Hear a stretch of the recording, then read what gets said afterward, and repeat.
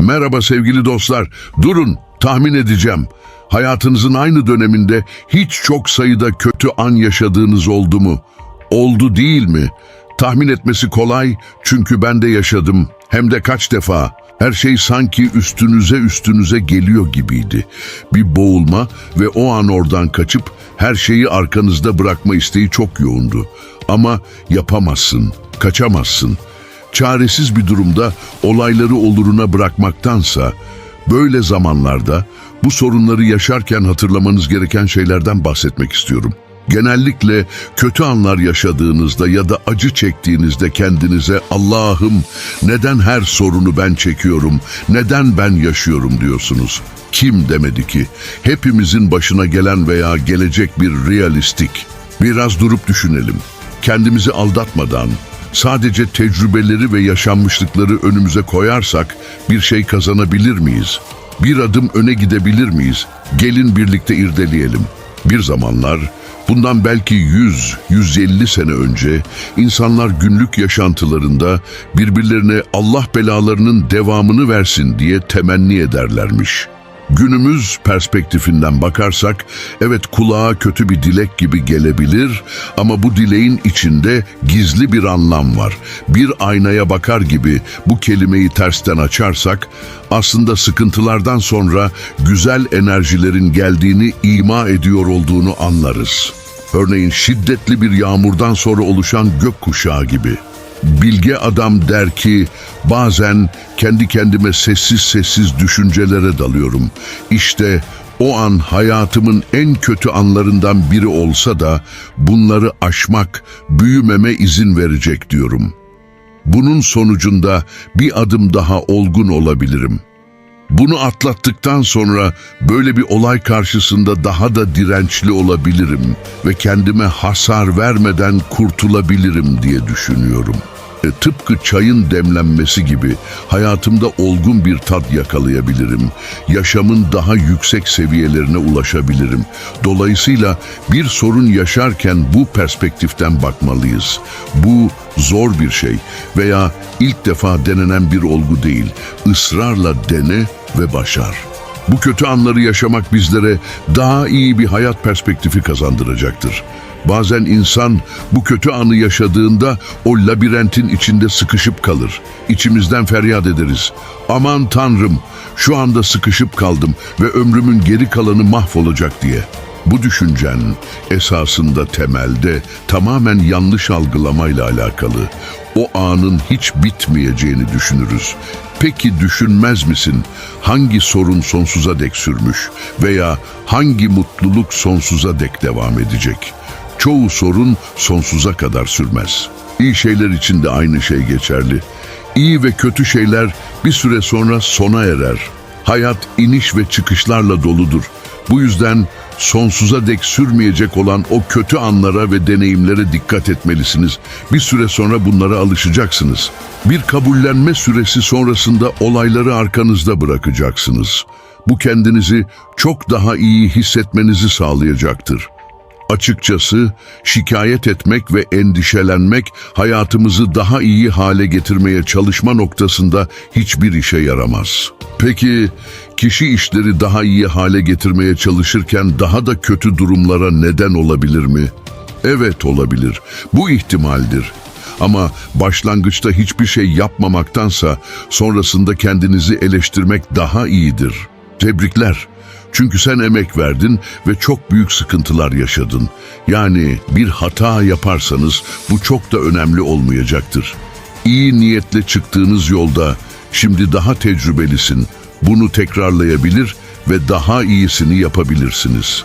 Bu hayatta saygı duyduğum insanlardan en çok değer verdiklerim, kendisinin ve başkalarının hayatı için en iyisini yapmaya çalışan insan türüdür. En iyisi için çabalayan insan. Fakat öte yandan sandalyesine oturup sürekli şikayet eden, hiçbir şeyi değiştirmeye çalışmayan insan türü de var. Esas olarak bu insanlar kendilerine bir konfor alanı oluştururlar. Hiçbir zaman risk almadıkları için hiçbir şeyde kaybetmezler. Kaybetmedikleri için de kendileri çok nasihat verici tiplerde olabilirler. Ne yazık ki şu kısa yaşamlarında hiçbir kazançlarının olmadığını da göremezler. Ama bahsettiğim ilk insan tipini hatırlıyor musun? Emek verirler, mücadele ederler, bazen birkaç adım geri gidebilirler, bazen de kaybedebilirler. Başarı nihai değildir, başarısızlık ölümcül değildir. Önemli olan devam etme cesaretidir. Winston Churchill. Ancak ben bu durumu şu örneğe benzetiyorum. 2 adım ileri, 1 adım geri. Sonucu gözlemlediğinizde karşınızdaki kişi 1 adım dahi atmamışken siz ileriye doğru bir sürü adım atmış olacaksınız. Bazen sorunların kaynağı çevrenizden ya da çevrenizdeki diğer kişilerden kaynaklanabilir. Ama unutmayın, etrafınızdaki insanları kontrol edemezsiniz. Ne kadar iyi davranırsanız davranın, ne kadar iyi olursanız olun, bir aşkın sembolü olsanız ya da Pollyanna gibi etrafınıza çiçekler verseniz bile sosyal çevreniz kötü niyetli olabilir. Dış faktörlerin kontrolünüz dışında olduğu, zorlu bir durumla karşı karşıya olduğunuzu hayal edin. Stoacı felsefe sizi bu dışsallıklara kapılmamaya, kendi içinizde güç bulmaya teşvik eder. Bu noktada sanki bir şeyler bizim kontrolümüzde değilmiş gibi düşünmeliyiz. Onların tavırlarına neden üzülelim ki? Olumsuz tutumlarından neden rahatsız olalım ki? Dediğim gibi bazen sosyal çevremizin bu kötü tavırlarının sebebi büyük bir olasılıkla biz değiliz. Bu nedenle sosyal çevremizin tüm bu kötü davranışlarının tamamen onlardan kaynaklandığını düşünmek önemlidir. Ayrıca çoğu zaman o kişi bize zarar veriyor ya da kötü hissettiriyorsa bu ilişkiyi yeniden düşünmeliyiz. Uzak durmak bizi kötü sonuçlardan kurtaracak ve kendimizi daha iyi hissetmemizi sağlayacaktır. Mesela sınava katılan herkes bu durumu mutlaka yaşamıştır. Bazen bir matematik problemiyle uğraşmaya çalışırsınız ve onunla mücadele etmeye, hatta kavga etmeye başlarsınız. Durum daha da kötüleştiğinde içinde sıkışıp kalırsınız ve zaman geçer. Genellikle o soruya ayırmanız gereken belirli bir zaman vardır. O soru sınavda zamanınızı tüketmeye başlar. Sırf bu soru yüzünden sınav zamanınızın çoğunu boşuna kaybedersiniz. Aynı şey hayat için de geçerli dostlarım. Çevrenizde öyle insanlar olabilir ki hayatınızda sıkıntılar yaşayabilir, onlara bağımlı kalabilirsiniz. Bu sıkıntıları gidermeye çalışırken hayatın önemli resmini kaçırıyoruz. Şunu açıklığa kavuşturayım. Bir sorun varsa onu düzeltmek için çaba gösteririz. Çözülemiyorsa ve yapabileceklerimizin hepsini de yaptıysak bir kenara koyup yaşantımıza devam etmeliyiz. Günlük hayatınızı asla atlamamalısınız. İşiniz, aileniz ve sevdiklerinizle günlük rutinlerinizi düzenli bir biçimde tuttuğunuzda belki o sorun kendiliğinden çözülecektir. Ya da zihinsel olarak geçen zamanla kendinizi geliştirir ve sorunu çözebilir hale gelirsiniz. Farklı bir bakış açısı geliştirebilirsiniz. Bu nedenle o soruna takılıp kalmamalı veya onunla mücadele etmemelisiniz. Rüyalarınızın gerçekleşmesini istiyorsanız yapmanız gereken ilk şey uyanmaktır. Andre Siegfried. Mutlu bir hayat yaşamak istiyorsanız bunu bir hedefe bağlayın, insanlara veya eşyalara değil. Albert Einstein. Bugün her birimizin içinde bulunan derin gücü keşfetmek için bir yolculuğa çıktık. İşin özü, motivasyon alanında sıklıkla dış kaynaklar ararız. Ancak lütfen odağımızı içeriye kaydıralım. Bizim asıl gücümüz kendi içimizdedir.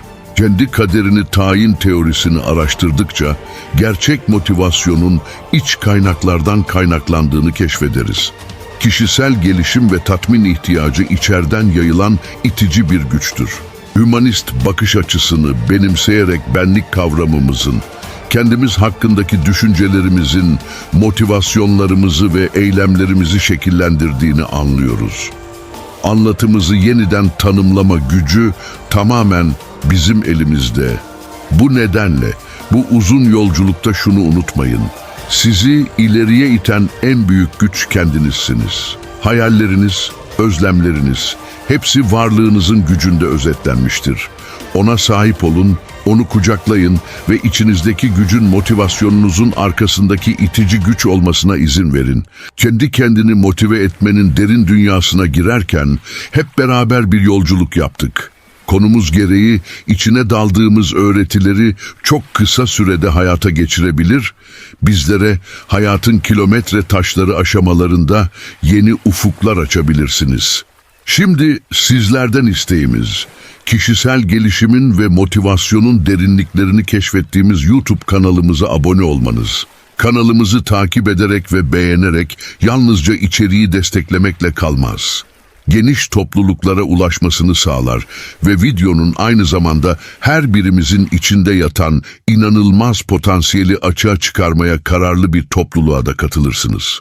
Birlikte ilham veren ve moral veren bir topluluk oluşturalım. Birbirimize başarının en büyük katalizörünün içimizdeki güç olduğunu hatırlatalım. Bu dönüştürücü yolculuğun bir parçası olduğunuz için teşekkür ederiz. Yeni paylaşımlarda görüşmek üzere.